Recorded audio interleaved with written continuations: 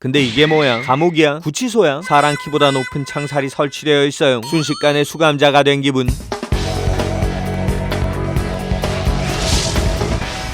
안녕하세요, 동캐플렉스의 동캐입니다. 많은 분들이 빨리 다녀오라고 요청하신 장소가 있어요. 바로 이탈리아 포시타노. 절벽마을 포시타노에 가는 거야? 그보다 더 근사하다고 주장하는 세핑 리조트, 바로 솔비치 남해가 오픈을 했습니다. 오늘은 이 리조트의 필수 코스와 비밀 스팟들을 알려드리고 피할 수 없는 치명적인 반전들까지 완벽하게 정리해볼게요. 남해는 수도권에서 차로 대략 5시간 이상, 대중교통을 이용하면 무려 7시간이 넘게 걸리는 곳. 그러니까 웬만하면 새벽 5시에서 6시 사이에 출발하시는 걸 추천해요. 주차장은 지하 1층에서 지상 3층까지 넉넉하게 구성되어 있지만 제가 간 날은 오후에 차가 너무 많아서 주차장에 줄을 서기도 했습니다. 물론 전 오전 중에 도착했는데 그 이유는 소노 리조트의 8-12-3 시스템 때문이에요. 12시에 방 배정, 3시 키 발급 시간에 기다리지 않기 위해 객실 배정 번호표와 키 발급 번호표를 뽑았어요. 방 배정 때까지 뭐하지? 이곳은 이탈리아 절벽 마을보다 더 아름다운 곳, CNN 선정 한국 여행지 탑3에 들어가요. 그러니까 그 아름다운 남해를 실컷 잔뜩 질릴 정도로 감상하는 게 너무나 중요한데,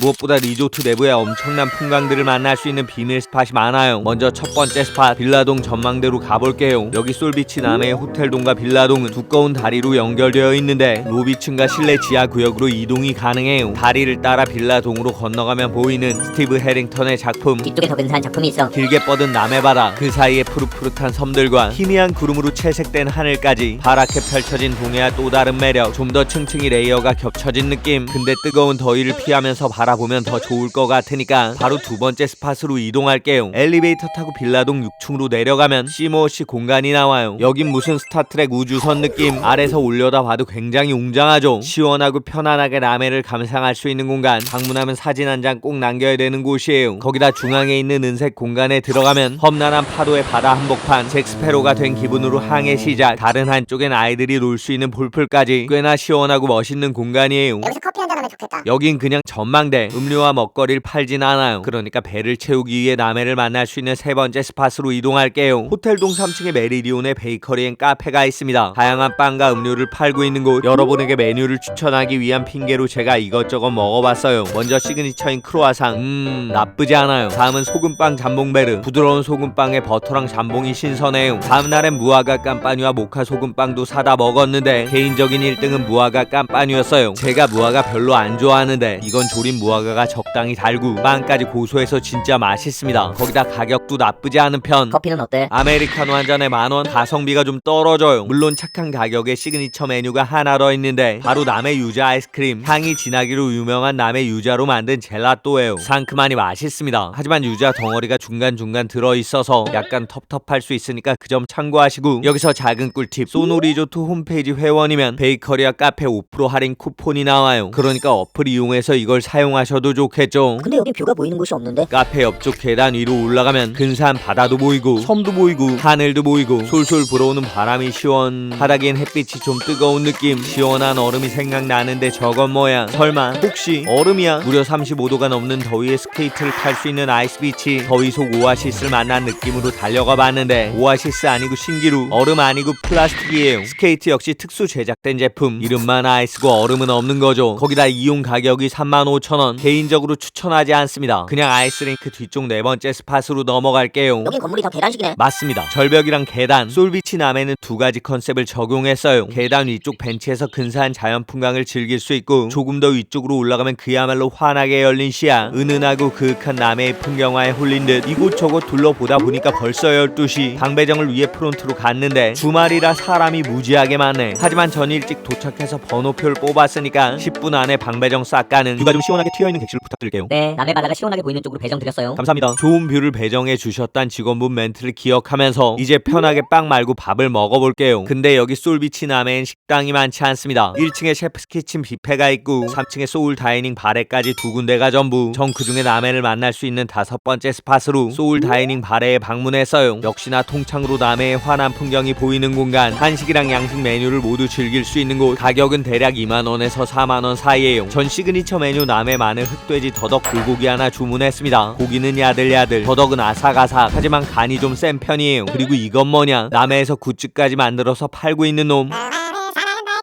거의 대부분의 한식에 들어가는 마늘. 근데 이렇게 통으로 먹기엔 꽤나 부담스러운데 와, 무슨 마늘이 이렇게 맛있어. 고소하고 담백하면서 은은한 단맛이 돌아요. 남해 흑마늘 쌉인정. 그렇게 점심 식사 마치고 나서 남해의 풍경에 멍하니 빠져있다 보니까 어느새 3시 객실키를 받을 시간이에요. 기대하던 6번째 스팟 룸을 한번 만나볼게요. 여기 솔비치 남해의 빌라동은 분양 회원만 이용할 수 있는 곳. 저는 호텔동 디럭스 오션뷰 객실을 예약해서 방으로 들어갔는데 어라 왜 이렇게 작아? 호텔이니까 적지. 제가 소노 호텔 거의 다 가봤는데 여기 남해가 기존 호텔들보다 더 작아요. 거기다 변기칸과 욕실이 서로 마주보는 구성, 즉 변기칸에서 이동한 다음 욕실로 들어가서 손을 씻어야 되는 구조예요. 미니바 옆에 화장대 역시 굉장히 좁은 편, 옷장도 오픈형의 더블 침대 2개가 놓여있는 침실도 협소해요. TV랑 작은 소파가 놓여있는 방이 답답한데 그래도 이 객실에서 기대한 건 뭐다? 바로 근사한 남해를 만날 수 있는 뷰죠. 손으로 커튼을 열면 고장날 수 있으니까 꼭 버튼 이용해주세요. 직원분 안내대로 버튼 눌러서 커튼 오픈. 근데 이게 뭐야? 감옥이야? 구치소야? 사람 키보다 높은 창살이 설치되어 있어요. 순식간에 수감자가 된 기분. 쇼생크 탈출이나 프리즌 브레이크 찍어야 될 것 같은데 특이한 건 같은 층의 양 옆에 객실들은 테라스가 다 정상 구조예요. 바로 프론트로 내려갔습니다. 객실의 테라스가 창살로 다 가려져 있어서요. 옆쪽의 객실들은 괜찮은 것 같은데. 아, 그럼 위층에 다른 옷을 옮겨드릴게요. 아마 직원분도 객실 상태를 모르고 배정해 주신 것 같아요. 그렇게 위층으로 이동했는데 어라? 여기도 똑같네. 거기다 신기한 건 양옆에 객실은 또 괜찮아요. 다시 한번 프론트 방문. 저기 새로 주신 객실도 똑같은 문제가 있는데요. 아, 이게 아래쪽 톡 때문에 그런 거구나. 대체 무슨 얘기냐? 아까 말씀드렸듯이 솔비치 남해는 계단식 디자인에 상당히 공을 기울였어요. 빌라동도 계단식, 호텔동 외관에도 계단식 디자인이 있어요. 근데 저 구조물 때문에 층마다 객실 하나에 테라스에 단이 있습니다. 그 단을 밟고 올라가면 테라스 창살이 낮아지겠죠. 그러니까 안전상의 문제로 창살을 더 높게 설치했고 그 결과 이렇게 뷰를 가리는 구조가 완성된 거예요. 문제는 계단식으로 저 구조물이 내려오기 때문에 층마다 다른 호수가 이 창살 뷰를 가지게 되는 방식. 대략 1234호, 1133호, 1032호, 931호 이렇게 4개 객실은 무조건 이런 문제가 있을 것 같으니까 구독자 여러분은 피하시는 걸 추천해요. 불편 드려서 죄송합니다. 시간을 너무 많이 낭비하셔서 객실 업그레이드 해드릴게요. 전 그냥 창살만 없으면 된다고 말씀드렸지만 친절하게 업그레이드 해주신 디럭스 스위트 오션 객실, 분리된 룸이 2개 있는 조금 더 넓은 방이에요. 이 객실은 방에서도 통창으로 바다를 볼 수 있고 무엇보다 테라스가 정상 구조. 남해의 자연을 보면서 지친 마음을 달래보는데 역시나 다른 솔비치 지점에 비해 거실과 테라스가 살짝 작아요. 객실의 장점은 없어? 욕실에 있는 쇼파드 해피레몬 둘치 어메니티 향이 아주 좋았고요. 냉장고 미니바가 무료인 것도 장점이에요. 하지만 전반적으로 객실 컨디션에 만족하긴 어려운데 만회와 역전을 위한 무기가 필요한 상황. 남해를 만날 수 있는 7번째 스팟 인피니티 풀로 가볼게요. 가격은 골드 시즌 기준 4만원, 수수께끼 20% 할인을 받으면 32,000원이에요. 독립된 카바나 공간의 가격은 25만원, 둥지베드는 13만원, 썬베드는 3만원, 무료로 이용할 수 있는 의자는 하나도 없어요. 구명조끼를 비롯한 물품 대여도 유료. 거기다 아쿠아 슈즈 착용이 필수니까 그것도 준비를 하셔야 돼요. 수심 1.2m, 물은 좀 차가운 편. 수영장과 어우러진 남해의 풍경은 굉장히 멋있어요. 풀장 옆으론 유아들이 놀 수 있는 분수가 있고 그 옆에 또 분수가 있고 코딱지만한 미끄럼틀 하나, 그리고 자꾸지 하나. 이게 전부야? 수영장 역시 계단식 구조. 아래쪽으로 반원형 풀장이 하나 더 있어요. 역시나 근사한 풍경과 폭포처럼 떨어지는 물줄기. 하지만 이 계단식 구조 때문에 위쪽 풀장의 튜브가 자꾸 밖으로 떨어진다는 게 함정. 떨어진 튜브는 저희가 주워드리겠습니다. 라이프 가드분들 이리저리 고생이 많으세요. 옆쪽으로는 체온 유지실도 있고 아래쪽 풀장의 폭포 안쪽으로는 바도 하나 있는데 여긴 음료만 파는 곳이에요. 먹거리를 파는 풀사이드 바는 따로 있습니다. 근데 가격이 꽤나 비싸네. 돈가스 하나에 22,000원. 전 어차피 밥을 먹었으니까 간단하게 칠리 치즈 프라이 하나 주문했어요. 근데 이게 뭐야? 감자가 탔네. 아마도 첫날이라 실수가 좀 있었던 것 같아요. 그래도 옆에 있는 밀키 아이스크림은 맛있었습니다. 이 매장은 리조트 안쪽에서도 이용이 가능하고 수영장에서도 이용이 가능해요. 아이스크림이랑 토핑을 함께 고르는 방식인데 제가 추천하는 건 초코 바닐라의 쿠키 파우더 토핑. 아이스 비치의 아이스는 가짜였지만 아이스크림의 아이스는 완벽한 진짜. 시원하고 맛있어요. 수영장에 다른 특점은 없어요? 모자 샤워장과 부녀 샤워장이 있어서 5세에서 7세 어린이와 보호자는 함께 샤워가 가능해요. 그리고 사우나 이용이 수영장 요금에 포함되어 있어요. 물론 사우나가 큰 편은 아닌데 사우나만 이용하실 분들을 위한 작은 꿀팁. 소노 앱에 50% 할인 쿠폰이 있어요. 그러니까 7,500원에 사우나만 이용도 가능한 거죠. 종합적으로 수영장은 유아용 워터파크와 인피니티 풀이 합쳐진 느낌. 풍광은 근사하지만 어린이 동반 가족이 아니라면 추천하기 어렵습니다. 근데 갑자기 등산을 왜 한 거야? 객실과 수영장의 아쉬움을 달래기 위한 8번째 스팟 바로 선셋로드예요. 바다섬 너머로 사라지는 태양을 만날 수 있는 근사한 계단길. 우와, 뷰 미쳤죠. 또 다른 작품이자 그림. 남해의 아름다운 풍경 너머로 사라지는 태양을 보니까 피로가 빠르게 씻겨져 나가요. 새벽부터 이어진 강행군과 안타까웠던 객실부터 수영장에 대한 서운함까지 사라지려고 하는데 애들 올 땐 없어? 안타깝게도 아이스비치나 인피니티풀 외에는 오락실이나 부대 시설이 없어요. 그나마 놀 수 있는 공간은 빌라동 쪽에 있는 피셔맨스 아일랜드, 트램폴린을 탈 수 있는 간단한 놀이터가 전부예요. 점프를 좀 하다 보니까 배가 고프네. 근데 아까 말씀드렸듯이 단지 내부 식당이 부족한데 저녁은 룸서비스로 해결할게요. 저희 시그니처 메뉴로 샌드위치랑 햄버거가 있습니다. 바로 수제버거 하나 주문. 인피니티풀 감자를 떠올리면서 큰 기대 없이 햄버거를 받아 들었는데 냄새가 심상치 않아요. 햄버거 고인물 입장에서 맛있는 패티를 구웠을 때 나는 고소한 향기. 과연 맛은? 와우. 패티랑 번에 베이컨에 양파까지 너무 맛있습니다. 정석 그대로의 맛있는 수제버거 느낌. 미니바의 맥주도 햄버거 냄새에 출동. 햄버거 먹고 감자 먹고 맥주도 한잔. 거기다 밖으로 보이는 저녁의 남해. 그야말로 완벽한 조화. 가격이 얼만데? 햄버거 33,000원. 룸서비스란 점을 감안했을 때 납득할 수 있는 가격이에요. 그렇게 이것저것 먹었으니까 이제 운동을 할 시간. 피트니스 센터로 내려갔어요. 피트니스는 1박에